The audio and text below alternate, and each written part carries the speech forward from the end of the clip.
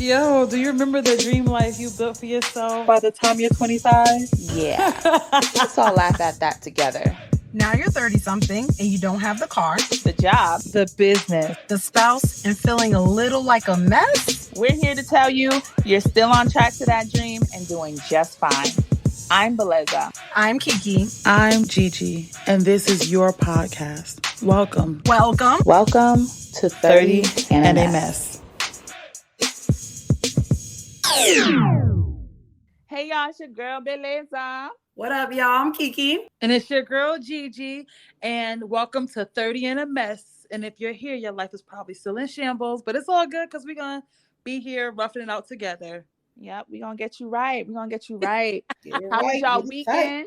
Y'all weekend was lovely. What was going on? Was it stress? Did y'all just work? What happened? Hopefully it was nice, warm enough for the barbecues out here. I didn't have a barbecue, but I smelled it.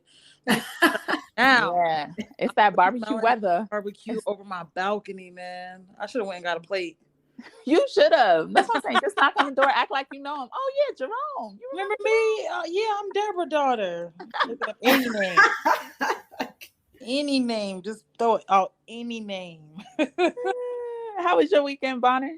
It was straight. I actually went to a small little gathering with a friend, but other than that, I was just trying to chill and catch up on some work and stuff like that. So it was actually pretty chill. Okay, cool. Yeah, mine was pretty chill. I got to finally relax. You know, we don't really get too many of those. So I was like, let me just take this and chill out. But happy everyone's weekend was well. And today's topic is transitions. So transition as far as like a move, because I think we've all made a move, whether it was out of the state, a different state, or down the street, honestly. So we're going to cover all things just transition. So I really want to know like where we moved to, how we felt about certain things. So where did we all move? Okay, so I am originally from Bridgeport, Connecticut. Bridgeport. Born and raised Bridgeport. I want to say that around the time that I graduated college is when I moved from like Bridgeport to Milford, Connecticut, and then Milford, Connecticut to North Haven, Connecticut, New Haven, Connecticut. And then I made the decision to move to Atlanta, Georgia. Wait, you got to talk about UConn because people don't talk about the country town. All right, that's still a town. See, first of all, UConn is its own city in Connecticut, y'all. Now it has a Saks Fifth Avenue, y'all.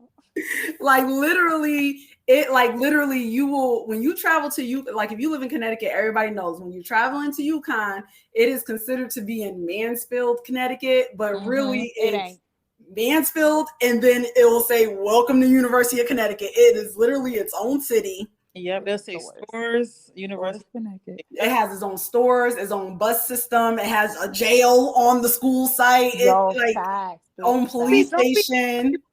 So UConn in itself was really a move in itself. It was a move though. It was a wave. Like I felt like I was in this little bubble. So I count that as a move. But no, listen, the city is actually named Stores, you guys. Like it's not like stores are there. Like it's STORRS. Yes. Yeah. It is Stores, Connecticut. And then when you get out of UConn, you're back in Mansfield. And Ohio, because it changes so like it's like very drastic change. Like you go from like a little city, little area, and then you come to like, you know, we're just cows and land and and we got the best ice cream, y'all. Don't let nobody tell you nothing other than Bluebell. They're raising the cows out there. It's like a little farm out there. Literally, you know, as a school. Yeah, we had horses. Everything. Goats. I remember when I was moving up, to UConn. My freshman year was a goat running down the road, like heading toward Hartford. Oh Lord, I believe it. I absolutely believe it. It had enough. So rewinding that back, I guess UConn was my first move because once I graduated high school, I went straight to UConn and I lived on campus for all 4 years. And I was not one of them students that went home on the weekends or on holidays to go back because I'm homesick. I stayed my butt on that campus. What you trying to say? Kiki? That there's some students out there that go home every weekend and on holidays because they be homesick. I ain't gonna lie, I went home like once a month. Judgy. Right. I went home like once a month. Nah, bro, I actually lived at UConn for quite a bit of time. But yeah, so now I'm in Atlanta, Georgia.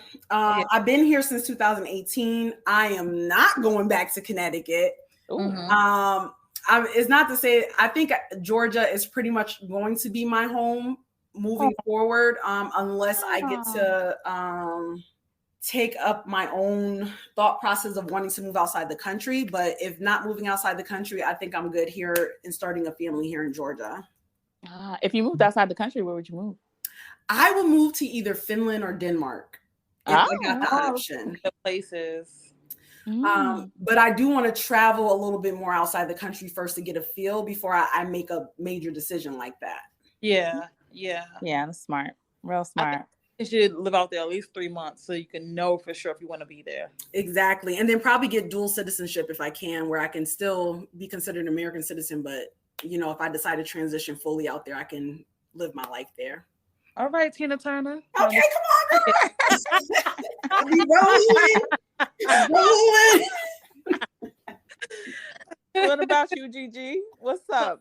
I'm originally from, Pistol Waving, Money Making, New Haven. There we go. Diddy Bop. Don't know how to say. And they got the best pizza though. They do. We got some good food. They're like restaurant week there. We have like every culture there, like authentically. Like we have Greek people, we have people from Italy, Cuba. Like the food is good. When I tell you the food is good, it's good. Like if you don't do nothing else in New Haven, Connecticut, you're gonna definitely eat. So originally I was from there, and then I moved to Stores. I didn't stay at Stores all 4 years. I kind of was like back and forth between Stanford campus and Stores campus, and I think I took like 1 or 2 classes at Waterbury campus, but my main campus was definitely Stores.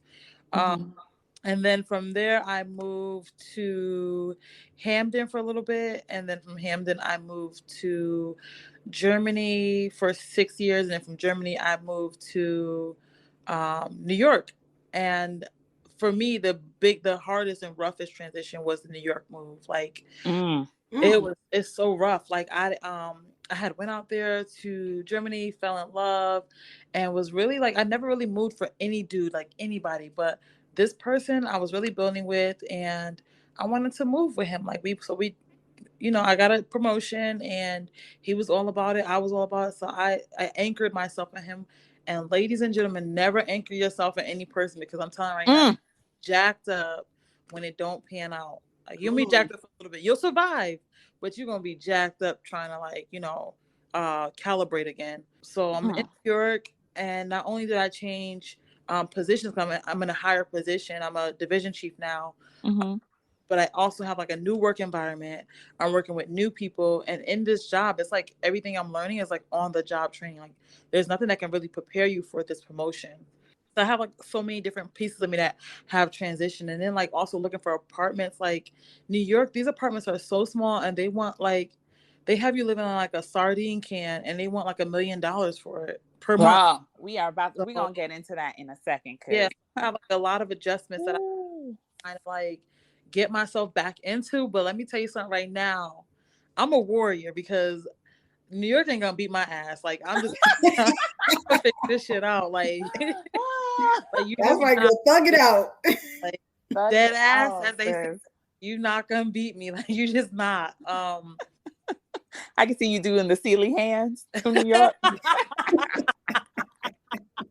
That's all I envision right now. But no, for real, like it's rough. It's rough. Like especially when you turn up emotionally, it affects your mental like no other. If you're not strong, or if you don't have people who are fighting beside you and love you and like support you, I don't know how you make it. I was about to be like, what's her name? Lauryn Hill? Yo. X Factor, which one? Which one? That don't know how to do concerts no more, that be showing up late. The one who her brain is all over the place. That Lauryn Hill.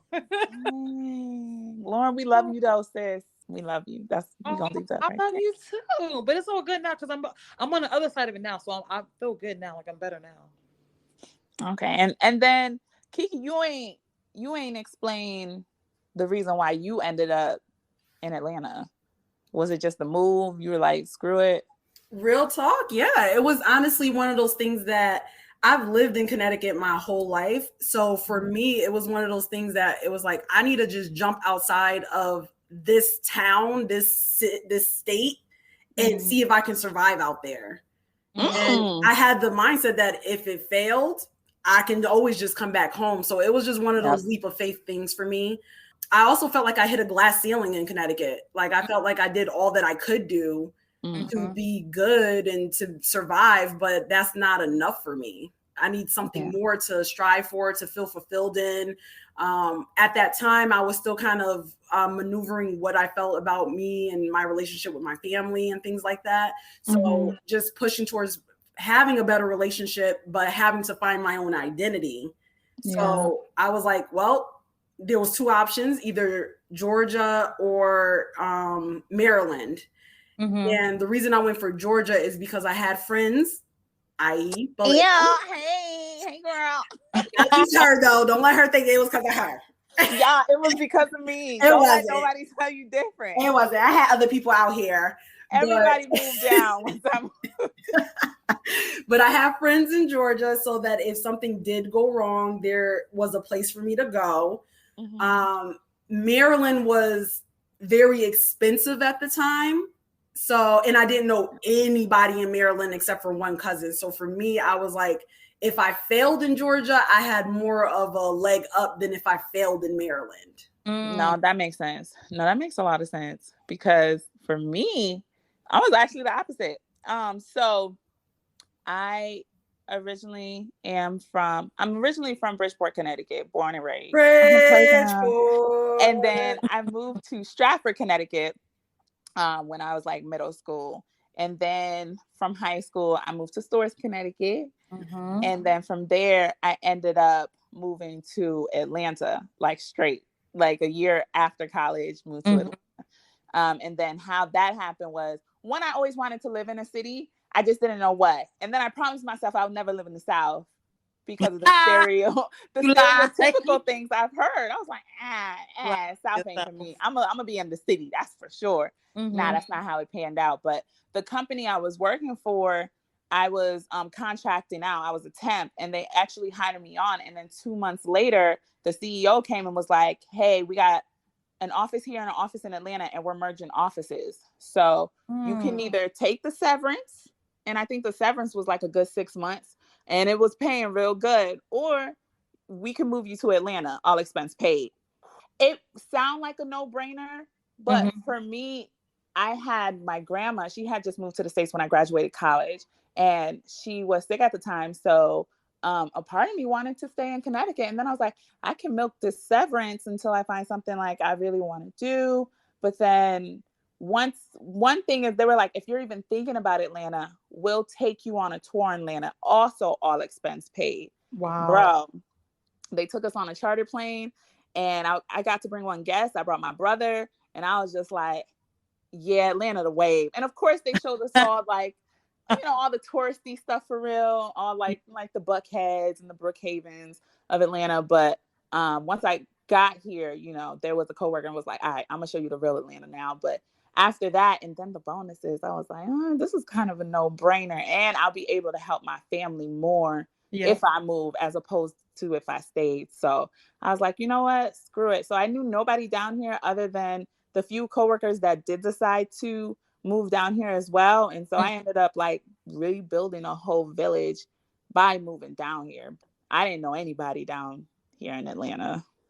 It was like, well, but to Kiki's point, I can always move back to Connecticut. If worse comes to worse, I can always move back, and there's a house waiting for me. So I'm like, even to this day, I can always move back to Connecticut. Mom, don't go nowhere. But Liza, you mentioned something about like building community. Like, what are some of the things that you did to build your community? Like, how'd you navigate that? Because like I'm struggling with that. Good question. I don't trust nobody. Like, like I'm struggling with. Yeah, and you're dealing post panoramic, so it's definitely different. But to this day, it's 9 years ago now. But I free flowed with a lot of things. I kind of back in the day when I first came to Atlanta, there was an app called Meetups, and it's more similar to maybe like group me's nowadays and like Facebook groups. But before then, like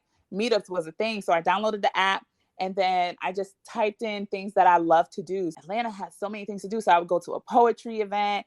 Then I would go to like a meetup of like a sip and paint. And then I would just like literally kind of travel around. But I will say I started with my coworkers. So I kind of not like me. That's another story. Right. So, I mean, that's kind of how it started. I kind of looked around the office because, again, a lot of people didn't transfer down because they had families. I luckily didn't. So I kind of found people who were of around my age. And so they would have like a lot of wine nights or game nights. So then I kind of steered from there. I wasn't in a sorority yet, but I was interested and I started going to like Divine Nine events, which is fraternities and sororities. And so they had events all over Atlanta. So I would start going to those and then started connecting there. So it was really just, all right, what am I interested in? Let's go. And I kind of figured out. I met one girl that was really cool with. I met her at a wine shop. Oh, nice. Yeah, it was like I really met people either at stores, at events, but a lot of them, believe it or not, I met them in a store, like a grocery store. So did you start those conversations or they kind of came up to you? Like, what was the vibe when you came down here? Oh, you're right. One or two came up to me, but they were trying to holler at me. But again, that kind of, it steered me into other places. Yeah, it steered me into other places, believe it or not. And then one of my coworkers, I didn't know nothing about wine, y'all. I was 23, right? So he was trying to get me into wines. Like, all right, let's expand your palate as opposed to tequila. So you still have that college mindset. I did. I was still having Blue Long Islands. So drinking. Yo, so they were like, yeah, let's expand your palate. Let's start you with some sweets. And so I was like, okay. So we go to the aisle and they were doing like little tiny wine tastings within the wine store. And so there was another girl there that was my age. I think she was like maybe 3 years older than me, but she was also tasting wine. And then my coworker like kind of nudged me. He was like, see, you was looking for homegirls. She could be a homegirl. I don't know her like that. Nah, I'm straight. Like, North mentality.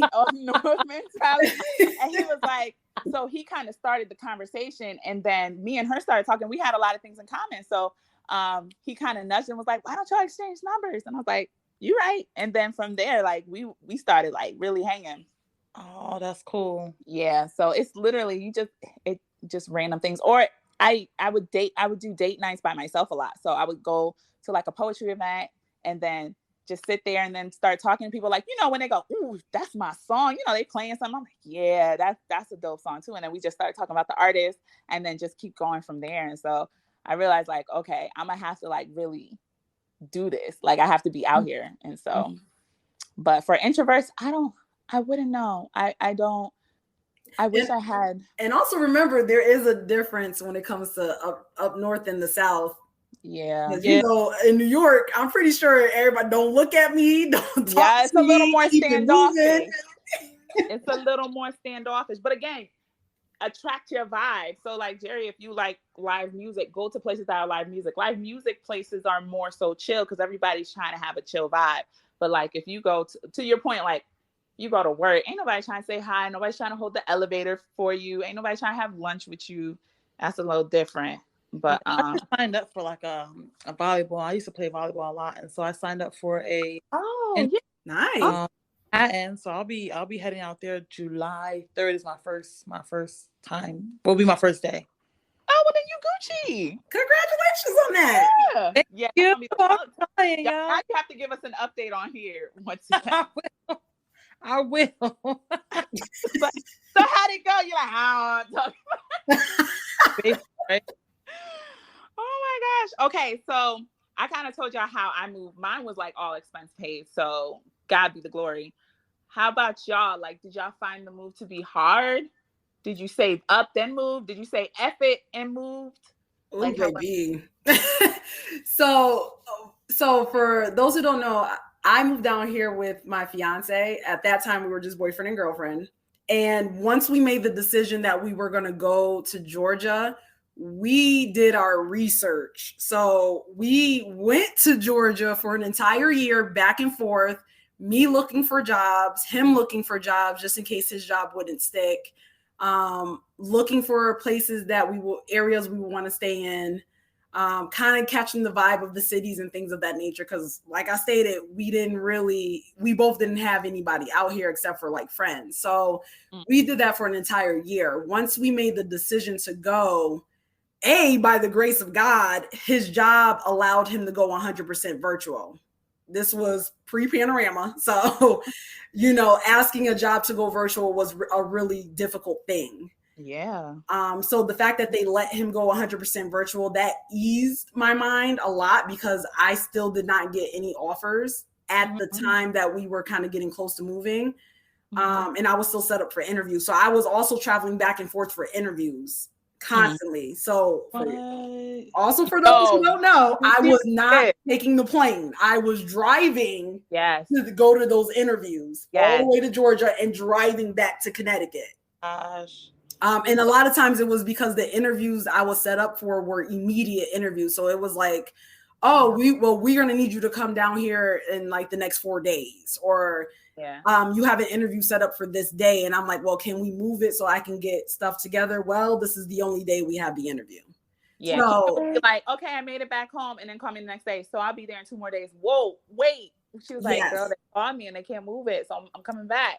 I was like, oh my God. Yes. And I was trying to set up all my interviews in like 1 day so that I could just be there for the day. But a lot of times it didn't work out. So that in itself was very difficult, just trying to maneuver getting employment. I forgot. And then by the grace of God, the week we moved there, I had an interview. Like, let's say I moved there on a Friday, that Monday I had an interview and I got the job immediately from that interview. Hallelujah. But when it was time to actually transition our stuff, first of all, downsizing. Oh my God, I had too much stuff. Did you purpose stuff, or were there stuff like you really wanted to bring but felt like you couldn't? Yes and no. It was just a matter of spring cleaning. So there was stuff that I realized I was holding on to that we really didn't need. That was one. For two, just combining our stuff, because once again, moving down there with somebody, like, you realize you both kind of have stuff, like 2 of the same thing. So just kind of being like, okay, we're gonna have to get rid of your bed but keep mine, or I'll take this thing but we're gonna have to get rid of yours somehow. And we actually gave it away a lot of our stuff to like either family members who needed it or to like the Goodwill and stuff like that. So we didn't really sell anything.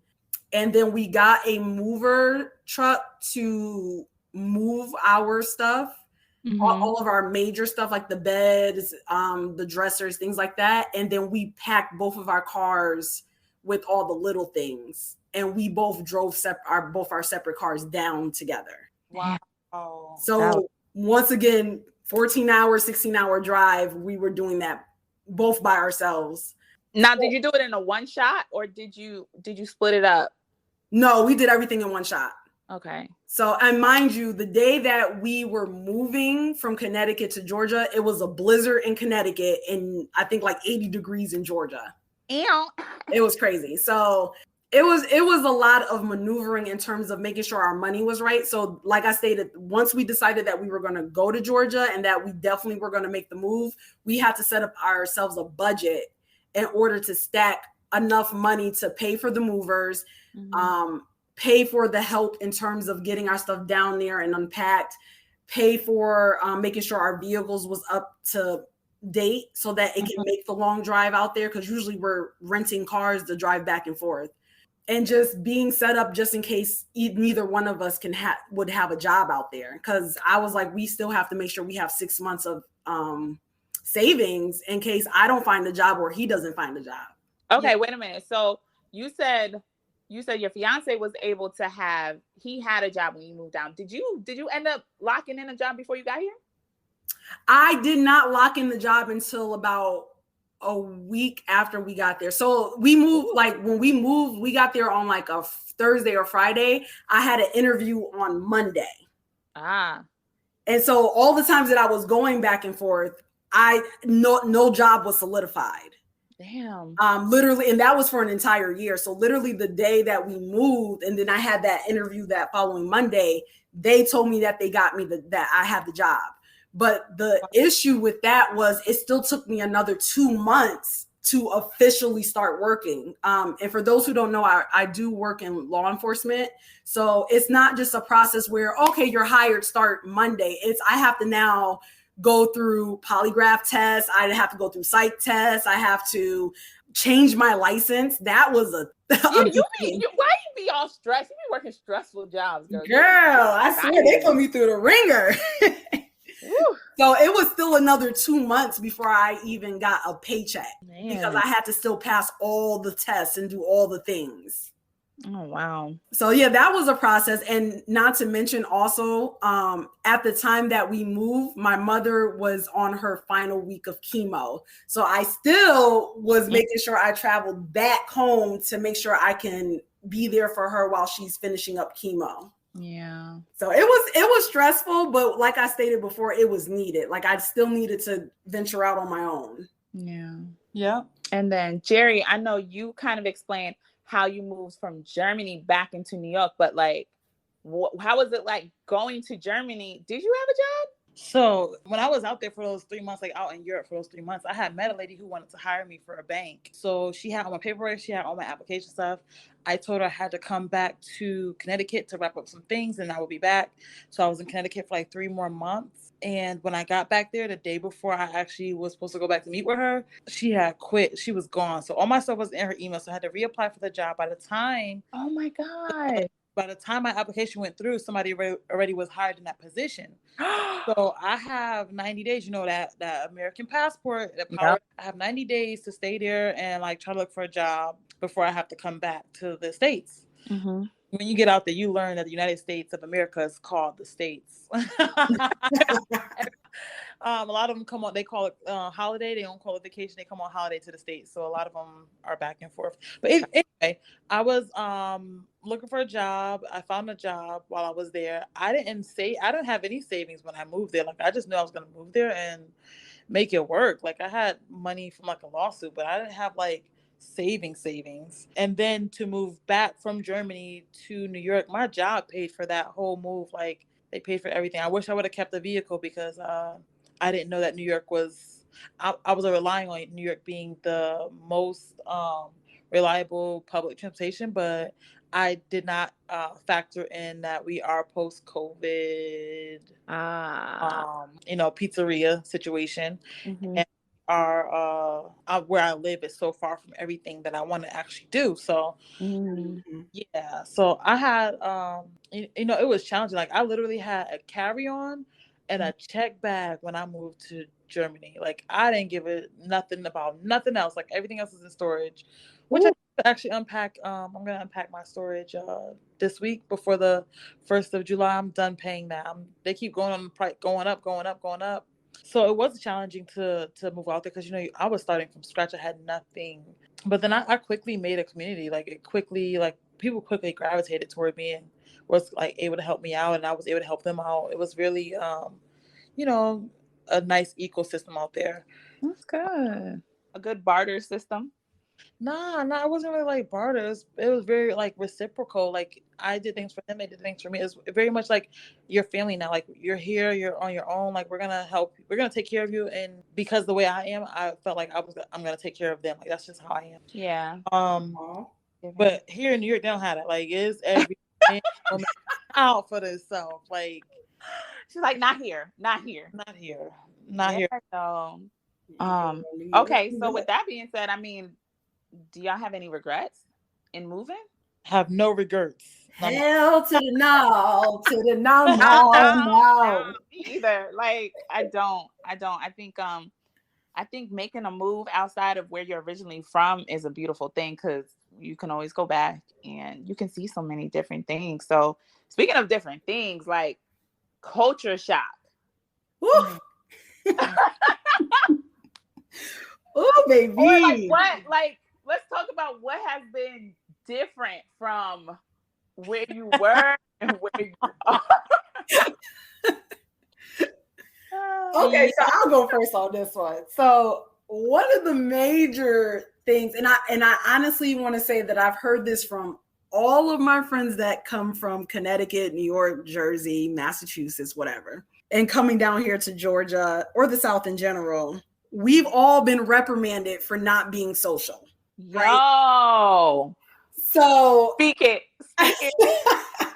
I'm gonna let you speak it. I can honestly say, like, I was at work, and I don't even think I've even talked on this before, but y'all know I'm very personable. You know, I can speak. You know, I try to have a warm personality when I'm in the office. Like, just, you know, I'll say hey to people, but I'll go directly to my office and do my work. And you know, I'm not used to talking before 10 a.m. Okay. Say that again. Like, legit, I don't care what job I've had up north. There is an understanding that we are here to do our job, and that's it. Now, a lot of times they even say we don't pay you to think. Mind you, this is law enforcement, y'all. So, you know, they're not paying you to really think. You get your instructions, you do your instructions. That's it. Do your job, do it well. So coming down here, and, you know, I'm living by that mentality. Go to the office. Hey, y'all, how you doing? Good morning. Go to my office and do my work. And I'm having supervisors come into my office and like, hey, is everything good? Yeah, everything's fine. Are you liking everything here? I am. Is there anything we can do to make this experience better? No. Well, you know, you just don't talk much. Am I supposed to? Like, I'm just like, I'm like, what is the problem? Like, I mean, my numbers are hit. My job is good. Everything is going well. Why are we discussing anything? And it even got to the point that sometimes the supervisor will call me into the office just to discuss like nothing. And I'm going in like, am I in trouble? Like, is everything okay? And they're like, yeah, everything's fine. I'm just checking in on you. I'm like, what the heck? Oh, wait, hold on, because I got to touch on that too. When the work dynamic, two things. One, every time before a meeting, because usually there's staff meeting or something that I was always in. Before a meeting, they talk about sports all the time. It doesn't matter what sport it is. Whatever sport it is for that season, that's what we're opening the meeting with. Lord. And then we'll go into the meeting. And I'm like, yo, we just wasted like 15 minutes that I could have been doing other stuff with. But you know, that I learned that was the thing. So that was another thing that actually got me into football down here, because football is really big in the South if y'all don't know that already. But I was like, yo, I have to learn about college football so I can at least keep up with the little stuff. So I'm like, what you talking about? Who? What? Auburn? What? Who? And then another one was, I had my review one time, and they were like, you know what, Clarice, you're great. You're doing an awesome job, blah, blah, blah. And they was like, but there's one thing. And I was like, oh, shoot, what is? I was like, you know, what can I do to improve? And they were like, you need to speak to people more. I was like, excuse me? Like, you need to like have conversations. You know how like we usually have conversations and this, and I was like, yeah. And it was like, you need to do more of that around the office. And I was like, okay, so you're telling me, I literally said this in my review. You're telling me if I go speak to such and such, I was talking about a coworker A, and I'm just over at their cubicle for a while, like I won't get reprimanded.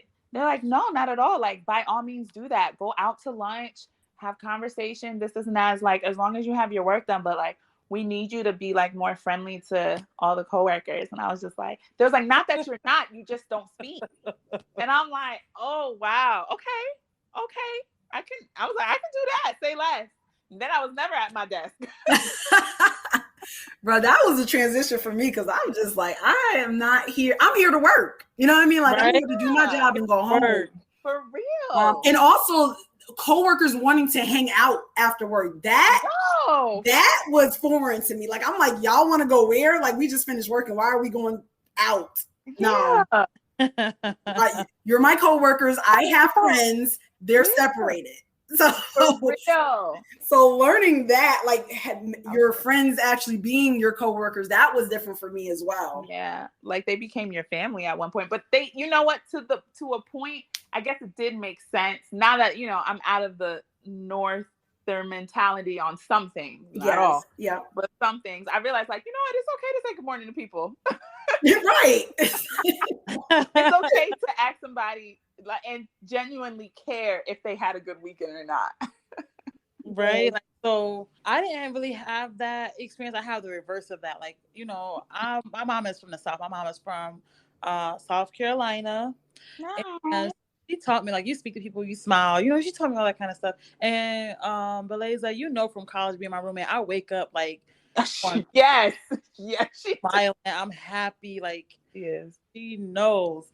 And so when I got to Germany, like, they're not like that. Like, you say hi, they'll just gonna look at you, like they're just looking at you. And then also, like, they work different too. Like, they'll be about their work, but then they also will go out after and like have a beer together and hang out the rest of the night and go home to their family and then like invite you over on the weekends, and you kind of build like that type of relationship with them where they know how to separate work and separate you know, personal, which is nice. But moving from Germany into New York, like, yo, it's exhausting. Like, I work with so I've never really been a supervisor of yeah, I don't team people listening, don't fight me because I know you like to tussle. She's like, charge it to my head, not my heart. But I've never really been a supervisor of women. And so the men that I used to supervise, I will be able to like talk to them with, there's like different colors of how you communicate. So I'm a red communicator. So I'm factual. This is what I want. This is how I need it done. And this is what the deadline is. That's what I'm accustomed to doing. But I get to New York and they're complaining. They're like, oh, she's aggressive. She's coming down on us. And I'm just like, what the hell? Like, for real? I don't need to be personal with you. Like, I don't care about what you have to do. Like, I just want to work. I just want to work. Wait. So, well, that's interesting because you would think they prefer directness. Girl, no, not these women here. I'll tell you that not right. Yeah. I need more of that. Like where I work, I need more of that. And I always, even when I'm doing my interviews, there was like, well, how do you like communicate it? How do you like to be communicated? I was like, if I did something wrong, tell me I did it wrong. Yep. Don't give me that whole, down here they play I'm gonna tell you 3 things that you did right, and then I'm gonna tell you what you did wrong. Yeah, you wasted. I don't need to know that. I don't, clearly I did it right. I don't need to work on that. Tell me what I did wrong. Let's focus on that. Let's focus on that. Interesting. Yes. Yeah. So but I also think that's like the communication style. Say it again. I think that's the communication style in the South as well, because I think another cultural shock for me is the fact that nobody wants direct talk. Like, they want you to walk around the bush and soften the blow when it comes down to what is being discussed. Yeah, it's slow. It's work. Yo, Gigi, it's not just work, Gigi. Like, this is friends that we know, you know, like the outer circles, and they like talk to me nice. Yeah, like, too mean, and I'm like, but you've known me for how long? So you know, like, my intentions are pure. Yeah, but I mean, you could say this in a different way. Okay. But it's like they literally want to be treated so gentle. Just treat me so gentle. I'm like, y'all, I'm trying to get to the point. We wasting time. Like, exactly. Get to it. I feel too. Like, I told them that too. I had a meeting with all my managers. So I have 4 managers under me. And under my managers, I have like 100 something employees. So I said to them, I was like, listen, like, my attention span is very short, and I like to be able to help problem solve. And I'm here to support you all. But you cannot give me all these stories just to get to the point. Like, tell me what the point is. In the story, if you want to share the story, but like, I don't want to hear that. And they took offense to that. I'm like, wouldn't you want somebody to know the problem, like the issue that you haven't fixed it sooner? Like, why would you want to wait the ear time? Like, my hearing is going. I'm getting older. It's going away. Like, you're wasting it with this whole nonsense story. Like, because I feel like, for me, I feel like when people start telling you extra information, I feel like they're about to tell you a lie. Like, they're just building you up to tell you some bull stuff. Like, they're just about to lie to you. So I don't think they understand that. And I told them, I said, if that's your talking style, if that's how I need to speak to you, then you tell me that, and I will create a story to get to my point. But when you guys talk to me, I don't need all the fluff. Like, just give me the meat and potatoes. Yes. I'll do that for you if that's what you need. But for me, I need you. This is what I need. And they were offended. They're like, oh, she thinks she's better than us. I'm like, what?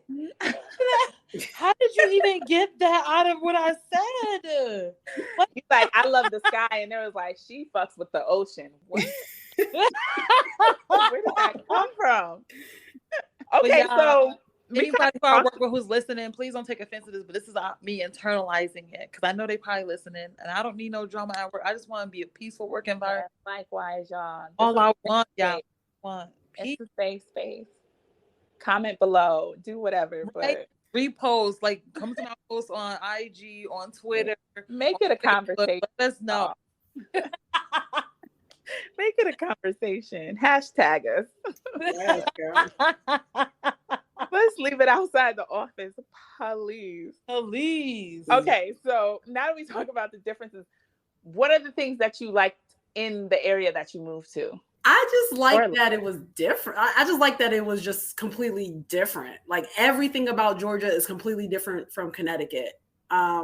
It's more culture, more art, more things to do, more people to see, a lot more entrepreneurs. Yeah. More people that look like me. Around. Say that again, PG? That's got to be inspiring to be around, like to see like all those entrepreneurs, like that got to be like inspiring, you know, like man. Yeah, it just helps me to expand my own palette on finding things that I like, because anybody that knows me knows that I'm very to myself. To see things to try that I may have never tried before. I feel like Atlanta, Georgia opened that doorway way more, or Georgia in general, because I've done things that's not in Atlanta. But even being close to other southern states, you know, just having the outreach and the ability to get to other states to do different things, it just expanded my palette way more than being in Connecticut and only being able to get to Massachusetts or Jersey or New York. Yeah. Okay. And to expand on you, since we live in the same space, I am half and half. So to your point, I love getting up and literally going on Google and say, I want to do this, put it in, and can find it in Atlanta. It doesn't matter what it was. If I wanted to go to a juggling club, I can find a juggling club in Atlanta. I can find whatever it is I put in Google in Atlanta. That's one thing that I did love. I do love learning about Black culture. There's a lot of culture down here. Of course, because it's the South, there's a lot of history. Yeah. That's not necessarily up north, because up north was more, you know, New Englanders, you know, more of the settlement of history. Down here, it's definitely more Jim Crow history, other types of history. So I actually got to learn a lot. And their museums are really, really dope, especially like a lot of the Civil Rights museums. They're like really, really dope. So when it comes to that, yes, definitely, for sure, is what like I really loved about it. And then again, like I got to learn different cuisines that I'm used to up north. I learned more cuisine that I never really like cooked. So I was like, all right, cool. This is interesting.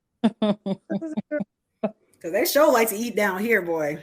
Ooh, wait, they gonna feed you. They gonna brunch you to death down here. They gonna feed you. It don't matter. They will feed you. They gonna brunch you to death. That's they gonna brunch you to death. Up north, you get muffins and orange juice for the meeting. Down here, you got mac and cheese. Yep. You got crab cakes. Like, what the world? Oh, I forgot the sliders. We have enough. That's funny. So y'all know my attention span kind of short, right? So what was the question? What was he talking about? What you like most about your move? She was like, I just said this. It's not you, for real. It's not you. It's me. It's me. So I liked the most about my move when I left the States was my openness. Like I was very open to just adventure. What I like most about my move from Germany back to New York was my closeness back to family and friends. Like I, before I left, I was very close with all my family, all my friends, like just very close. Like if you know me, you know me. Like there is that.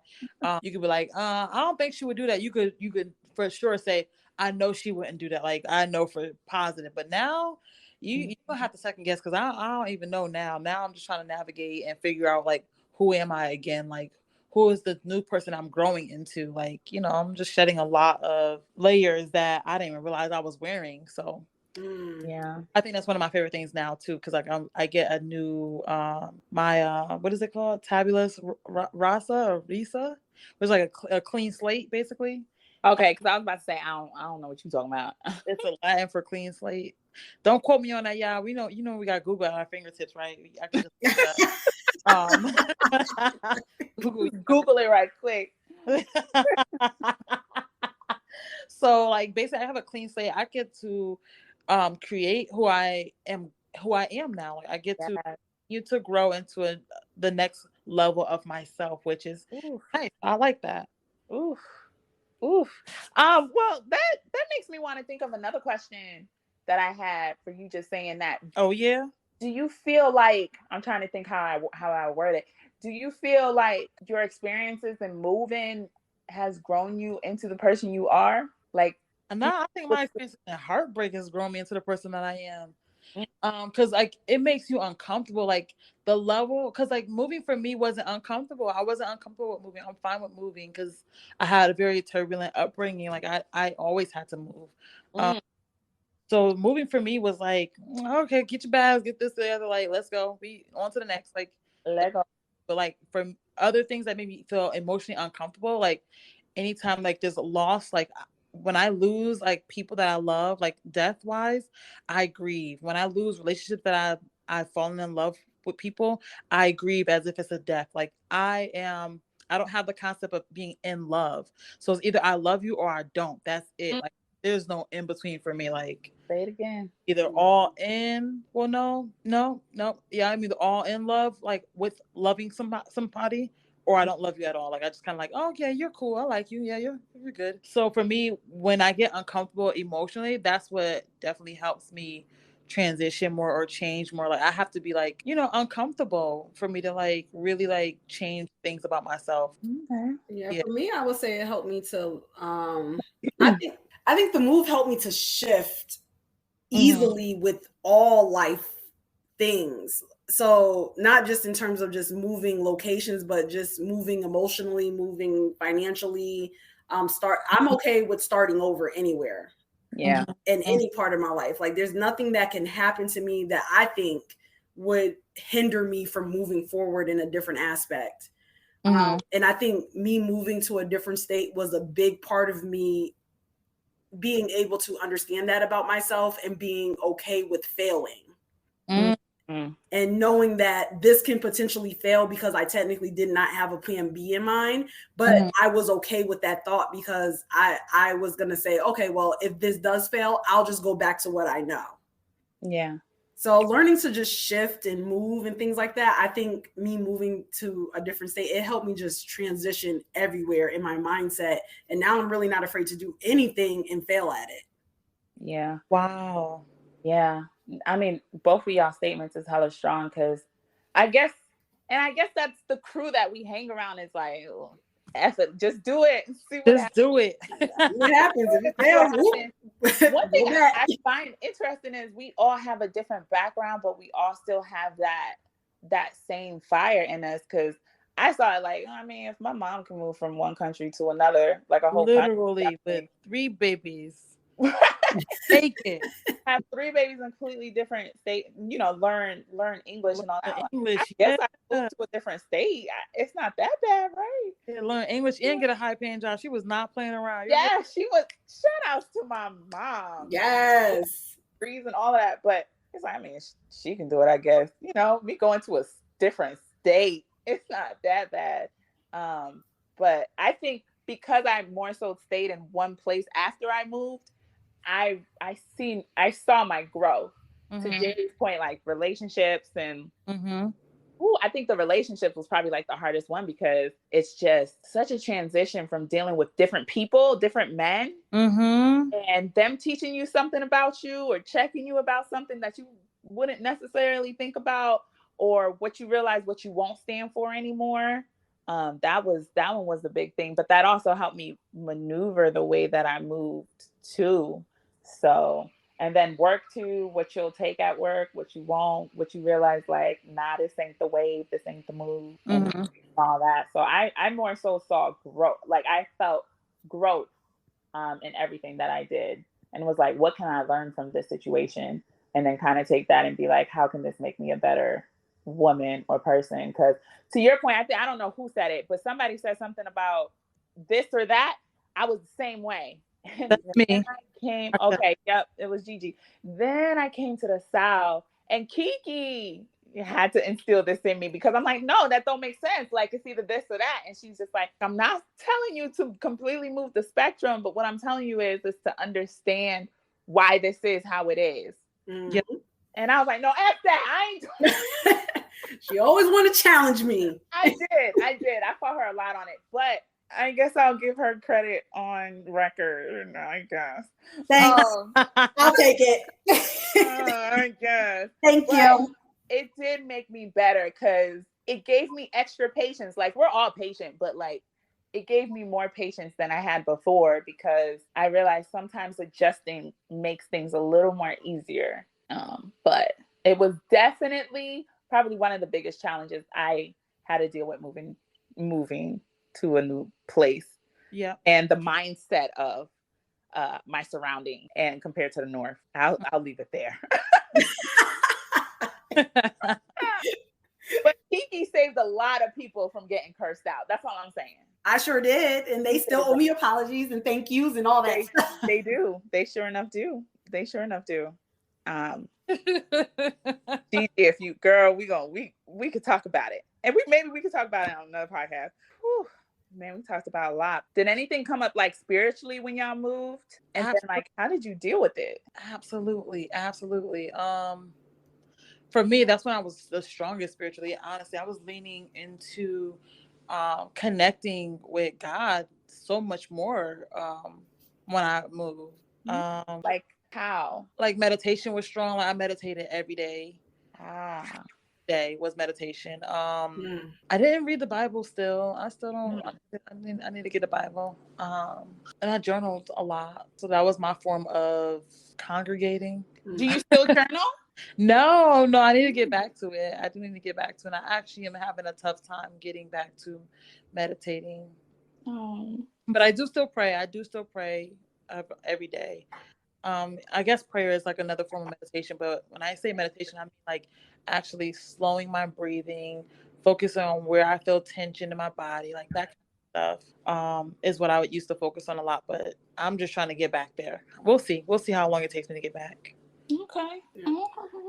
For me, it was actually reverse. When I was in Connecticut, for those who don't know, my father is a deacon, so for me being in Connecticut, I always went to church. Like I'm a 7-day Adventist Christian, so I was in church every Saturday, morning to night.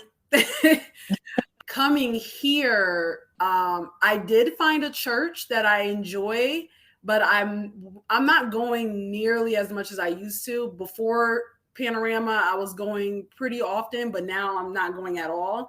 And I would say the difference for me is that I'm finding more of an inner voice and inner peace with God versus going to like a church. Yeah, like your relationship. Yeah. Yeah. So I like in Connecticut, I was more into the religion because I felt I had to be, versus now it's more so me trying to find my own relationship with God. And what does that mean for me? And what do I hear and what do I feel when I'm trying to be connected?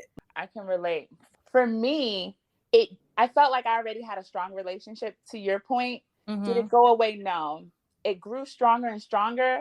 But as far as like going to church, I did feel that fall, but I felt myself connecting with God more. And for those that don't know, I grew up Methodist, still claim Methodist.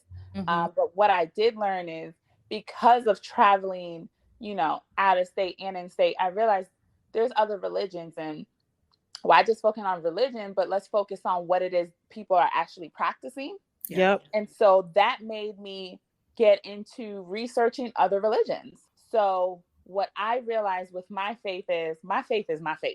You can try to talk me off a ledge, but my faith is going to stay my faith. However, I respect other faiths and spiritualities, and I learned about them, and I actually took a few, like for Buddhism. I think it's Buddhism when it comes to the chakras, right?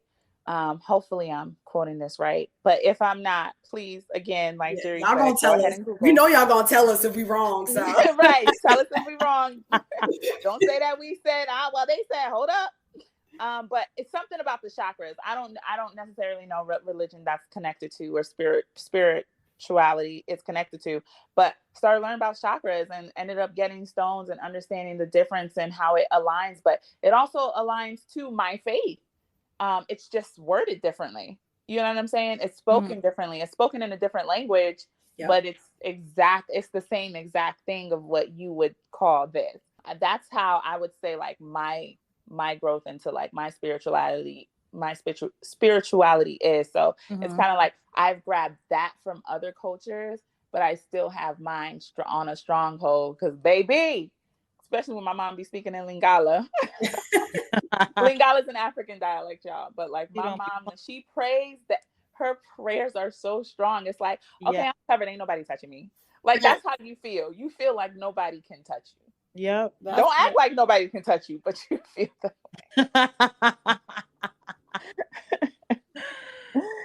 way. I mean, it's all just. I hate not to disrespect anybody's beliefs or religions or faith, right? But to me, it's all the same. It's like, even though, like, I may be speaking to God, but you have a different higher being. Either way, it's something other than us. Yeah. And that's what I feel is more of the connection. Like, you don't have to go to the church to feel more spiritual or feel connected to something that's other than you or greater than you. Yep. Wow. And I learned that more being on my own, being away from the influences of, my family, friends out there, just kind of being in the same space all the time, being told the same things over and over. Just moving to a different state helped me to realize that, like, this is not the only way to be. Yeah. And, no disrespect to any of the atheists out there. Ain't no disrespect. If you would love to come on our show, go ahead and comment, send us something on email. But it's the ones that feel like they gotta be disrespectful to other religions. They gotta be disrespectful. Right. So like, don't bring your ass over here. We don't want whoever is successful, or people who grow, all believe in something. It ain't got to be Allah. It ain't got to be God. It ain't got to be whatever, but you believe in something. Like at least all the successful people I've met, they've believed in something, in some way, shape, or form. So that's all I'm saying. Okay, so Jeff Bezos and what's his name, Bill Gates, believe in. I think they're atheists. And I think is atheist too. What's his name? Elon Musk. Right, they're atheists from I think a religion aspect, but I mean, you believed in your IBM. That's true. Okay, you got a point. All right. Again, don't quote us because I don't know this, but we're just having a conversation. Like, if they don't, they believed in something. They believed in themselves. Yeah. So, like, from what I understand, I don't. You know what? We should Google what an atheist is. Somebody Google what an atheist is, because I don't know if it's from a religion aspect or you just won't believe in anything. Typing it in right now. It says atheist is a person who disbelieves or lacks belief in the existence of God or gods. Okay. I'm gonna let you go. I'm the atheist, but if you have to like be spiteful or hateful toward religion for you to validate your atheism, don't bring your ass over here. Don't bring it over here. But if you respect me, I respect you. That's what I'm saying. I respect it. Ain't no judge coming over here. Yeah. keep that ish where you at, shorty. Do y'all have like any advice for somebody who's leaving their hometown? Like, how far are they going? I'm just kidding. No, that's facts though. That's facts. Let's talk about it. Now, I would say, well, Kiki's situation worked out for her to move with her person, but just make sure if you're leaving your hometown, you're doing it for your own reasons as well. Like, even if you are moving with someone, make sure it's not like because you're depending on building a life with that person. Make sure because like you actually want the opportunity. Make sure it's because you actually want to like experience something different. Like find your own pros and cons of moving outside of your hometown. Yeah. Yep, facts. And just to piggyback off of her, that was also one of the reasons why we chose Georgia, was because if our relationship failed for any reason, we both can separate in the state and be okay. Once again, he had his own peoples and I had my friends, so it wasn't as if we had to depend on each other. So, that's things that people should think about. Like if it's just you and your mind and what you want to do, is this a place that you can be happy in? Because you don't depend on somebody else. Yeah. No. Because, girl, I was all set up. Like, I don't know nobody in New York. Well, I know people in New York, but I'm not like close with them. Like, yeah. And I would my advice would be, just do it. Just do it. Just do it. The worst that can happen is you end up moving back. Don't think about, oh, what are people going to say if I move back? It's none of their business, and it's not their lives. And by the time you move back, you see them people still struggling. They ain't thinking about what you're doing. They trying to make no, for real. They is not thinking about what you're doing. They still at the same local bar. They still talking about high school days. Like, yep, they still gonna be there. They still gonna be there. Nothing will skip a beat. All they gonna get is they probably crack on you a little bit, but you know what I'm saying? You've probably fat and bald by the time you get back. Like, it's all right. Good. And that's a big if. But the whole thing is, it's like, you move and then what? You know what I'm saying? You never know what can come from that. You can find your husband, your wife, whatever. Yep, you never know. Well, now I have another question for you guys. Did you guys have a lot of support in your move? I did. For me, because my mom, like, she didn't want her baby to go. But one thing I respect about her, she was like, no, I don't want you to go, but fly. That's what she literally said. She said, go ahead and fly. Like, that's beautiful. That's beautiful. Yeah.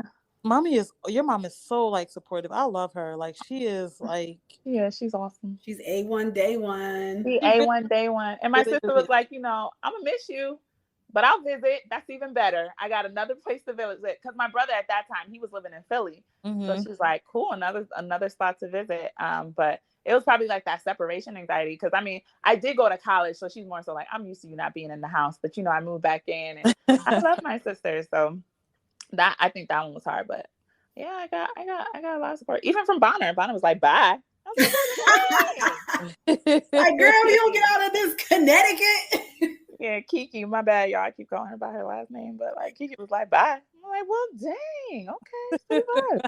So for me, I didn't have like support, but I didn't have anyone saying, oh no, don't go. Like, it wasn't, it's just like, oh, okay, you moving? All right. I know in their head, they probably like, she'll be right back. Wow. They didn't say anything. They just kind of like, just let me do my own thing. But I've always been the most like, I'm the baby of my siblings. So I've always been the most create your own path, do your own thing kind of person. So they really didn't like fight me on it.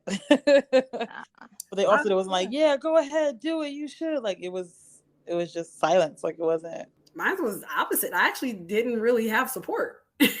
Surprisingly. My parents did not believe I was going to leave at all. Even to the point that my dad like created like all these plans for me to be in the church and help to become a deaconess and all this stuff, literally down to the day before. Dang. Yes, like they did not believe we were going to leave.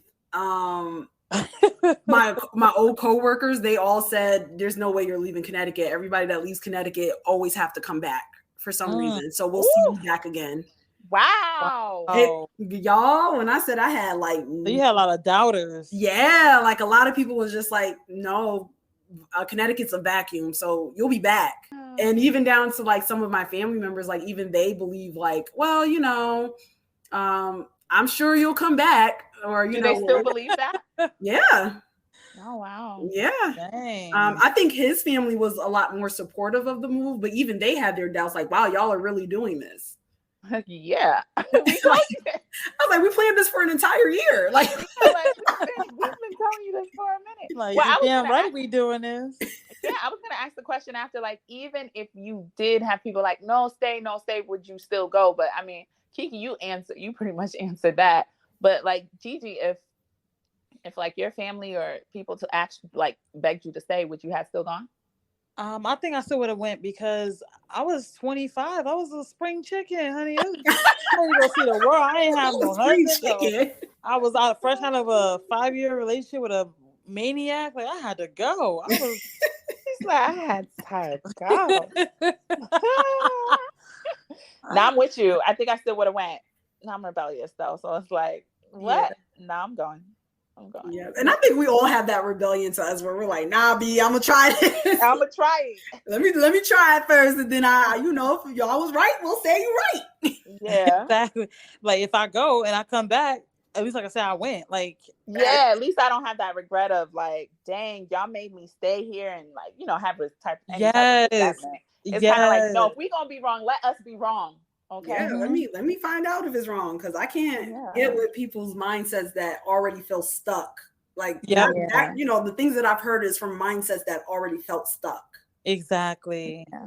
So I was like, I'm good. So I know we kind of talked about, none of us ever went back no matter what, but what kept you from going back? Because I mean, I'm sure it hasn't all been stars and cookies. No. Butterflies and bubblegum and butterflies and bubblegum. A rainbow every day. And rainbow and cake and whatnot. And cake. And ponies flying in the air.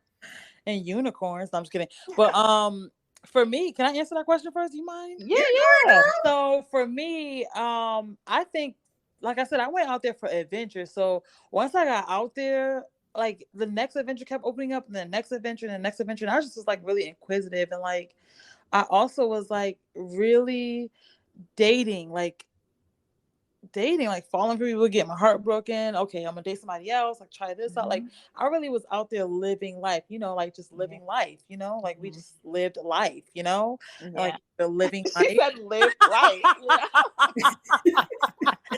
Yep. No, but like that's what it was for me. But here, being here in New York, I'm more reluctant. Like I can't go back to Connecticut. I can't move back to Connecticut after I've lived in a country that was like safe for me to live. Like I literally didn't have to worry about my safety. I didn't have to worry about being Black there. Like I didn't have to worry about any of that there. Like I didn't have to worry about being a woman there. Like I didn't have to worry. So for me, I can't go back to Connecticut, the place where I'm from, like, and be okay. Like I'm like my hypervigilance, I don't have that anymore. I'm so used to being like a snowflake or what is that, a daffodil in the wind. Like I don't like having to look over my shoulder. I don't like that anymore.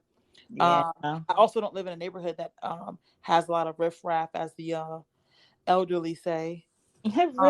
But yeah, like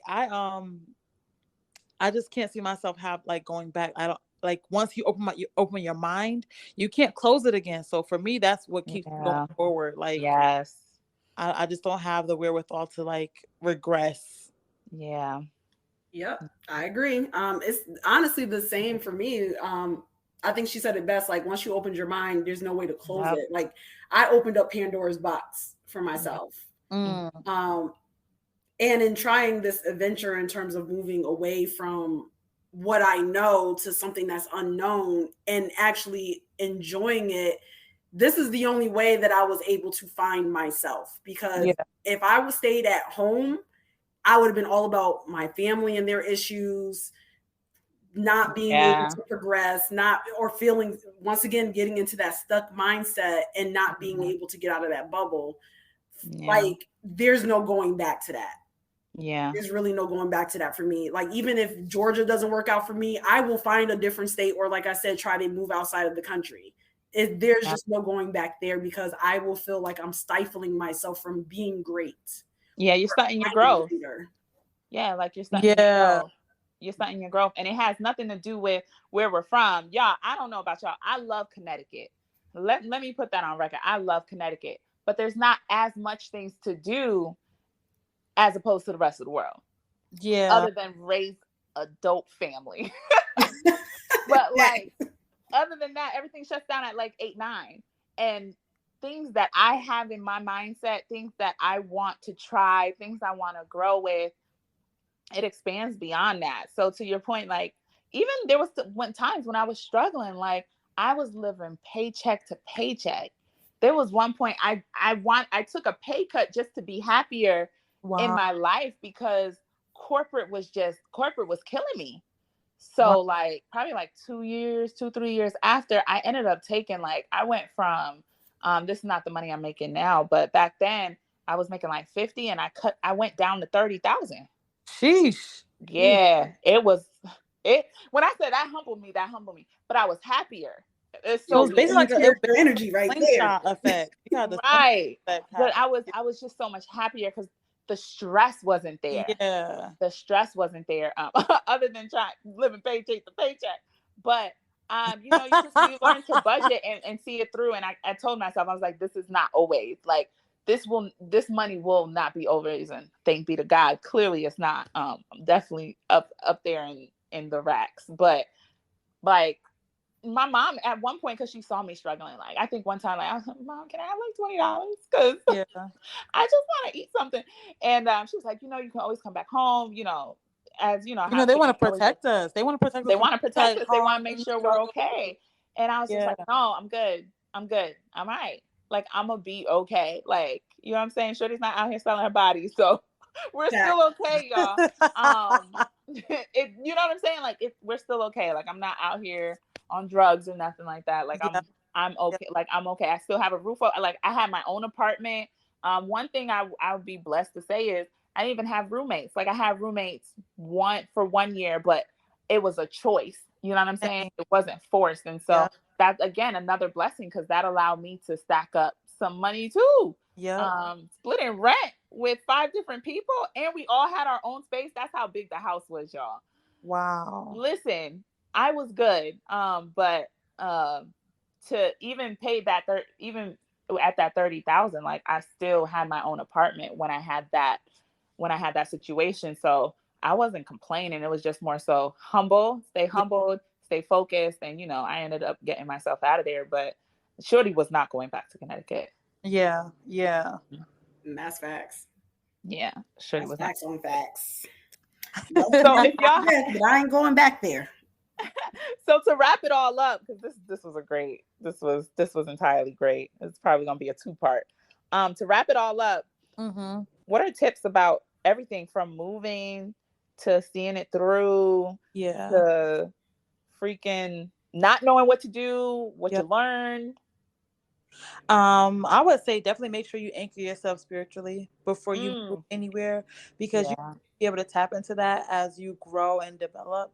And you don't need to be linking yourself to the wrong people, because when you're transitioning, when you're transitioning, that's an easy, vulnerable time for you to like be needy or wanting company and then welcoming any company. And you don't want that, because especially if you're growing and you're trying to level up, you don't want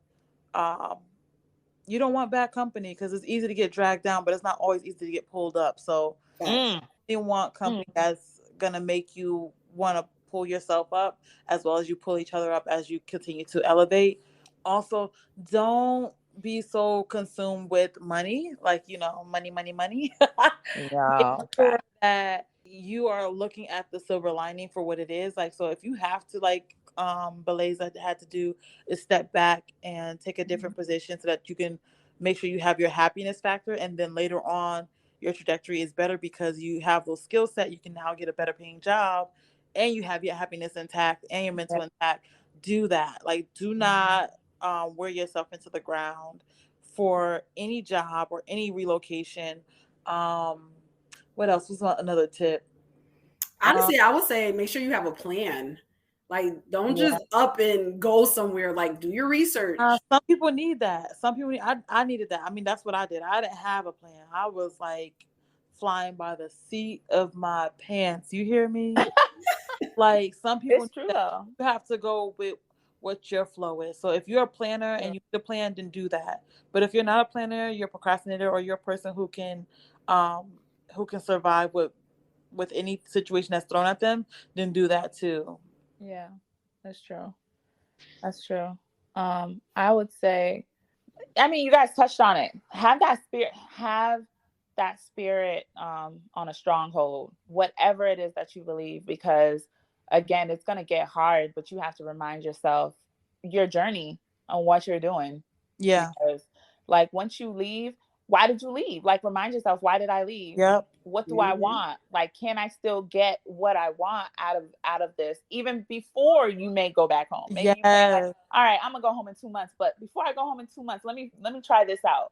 And then that 2 months can end up being 5 years. You know, you just never know. But you never know. You never You're not know. lying. You don't. You like, look up and it's Gigi 7 ever years thought she was later. coming back to the States. Like, me and Gigi spoke about it all the time, and she was like, if I do come back to the States, it's just to make sure I keep my citizenship. But other than that, like, shorty ain't coming back. You know? You never know. You never know. So, like, just, and then continue, explore. Like, if there's something you really want to explore, then do it. If you want to backpack. Now, that's something like Kiki saying, like, plan. If you want to backpack across Europe, shorty, you need a plan for that. Facts. Well, backpack, because now you got to research hostels and things like that. And now that it's safe places to be. Yeah, that's true. Yeah, safe places to be, where to go, where not to go, especially if you're a woman. But, you know, look at the statistics, girl. You're not saying nothing that's out of the ordinary. Like, I'm not. Like, they will capture you, especially if you're a gorgeous woman, which I'm sure you all are. So, you know what I'm saying? They'll grab you real quick. They'll yoke you up real quick, especially if you look like you don't belong there. That's one of the biggest industries, human trafficking, and quiet as it's kept. I'm not gonna say anything else about that, but you know, that's the biggest one. It's one of the biggest industries. That's all I'm gonna say. Yeah. So, like I said, just research. Research to Kiki's point, just depending on what it is you want to do. But, yeah, that's pretty much what they all said. Yeah. Yep.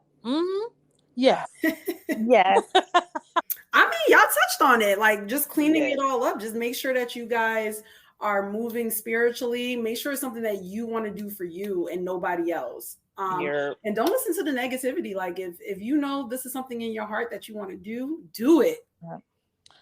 Get your stuff and get out of your hometown, because at the end of the day, we are people. We are human beings. We are able to adapt. We're able to be. I don't care if you move to a different neighborhood. Like, if you've never been outside your neighborhood and you just want to start with moving to a different neighborhood, do it. Move to a different state, do it. If you want to move to another country, get that passport and do it. Even if you're visiting for 3 months, even if you say, like, okay, I'm going to save up enough to be able to be out of work for 3 months. Yeah. And come back and still be able to find a job in America. Yeah. Do that. Because at the end of the day, you're going to be able to look back on yourself and say, I had the courage to try something new, and I don't regret it, because now I'm a different person. I'm a better person. For real. It's your story. Like, remember, you're writing your story. You're writing your story. That all the time. Like, you're writing your story. So if you want to write your story, write it in the book you want to write it in. Yeah. The pen or pencil that you choose to write it in, the color, ink, whatever it is. Like, if you're gonna write your story, do it. If you want to write it on an iPad, then write it on an iPad. Yeah. But make sure you want to write it on a napkin. Yes.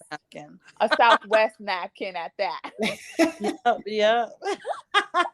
Yo, Southwest, they used to that, customers started complaining, but they used to have inspirational things like, what do you want to do? And like, you write on the napkin. But well, with that being said, thank y'all for tuning in to 30 in a Mess. We hope to see you on the next episode. Follow us on all social medias at 30 in a Mess. That's 30ANDAMESS. Feel free to check us out on 30inamess.com. See who we have coming up, or just check us out. We're really pretty on there, so that's great. Again, feel free to comment, send us an email. We would love to hear from you. Leave a review. We want to hear from you. So other than that, y'all have a beautiful day, a beautiful week, and hopefully we brought some joy to you. Yes. Bye. Bye.